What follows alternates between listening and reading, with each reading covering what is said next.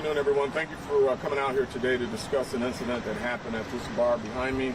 On Monday, August 16th at approximately 2:30 a.m., 4 individuals got into a physical altercation with multiple individuals inside this bar behind me. We believe that the fight resulted from an earlier argument that turned physical, and one of the owners and patrons acted in defense. After the brawl, 4 suspects fled the location in a dark-colored SUV, firing shots at the building.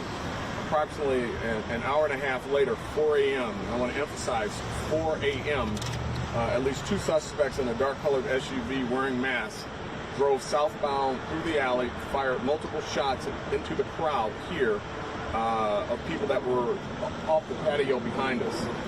Again, this happened at 4 a.m. The business should not have been open at 4 a.m. Aside from the fact that it was a very tragic and unnecessary situation. We're still early in the investigation.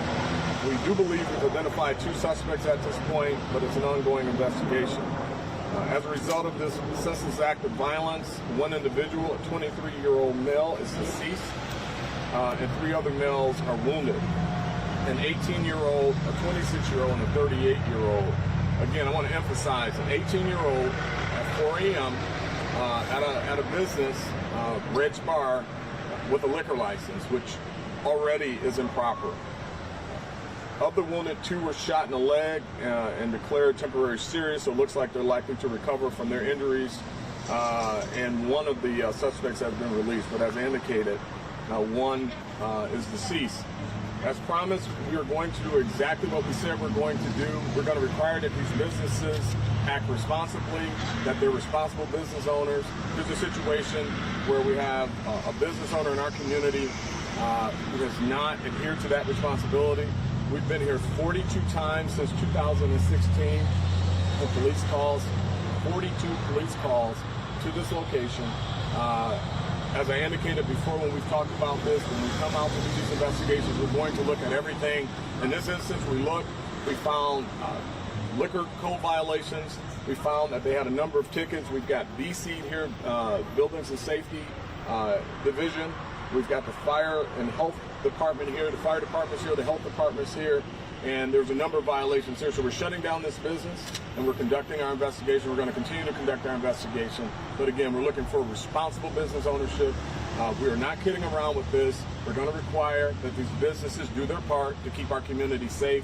They should not have been open at 4 a.m. and certainly they should not have had an 18-year-old at this location when they're serving liquor.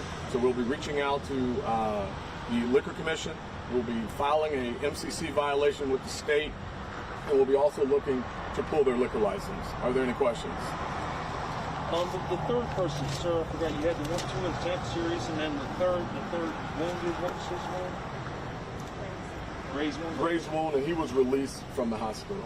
And then, of course, the one that's deceased. Any gang activity involved in this? We're still active in the investigation. We're looking at all angles. That is a possibility, but we do believe at this point that this was basically an altercation that happened at this bar. Any other questions? All right, thank you very much.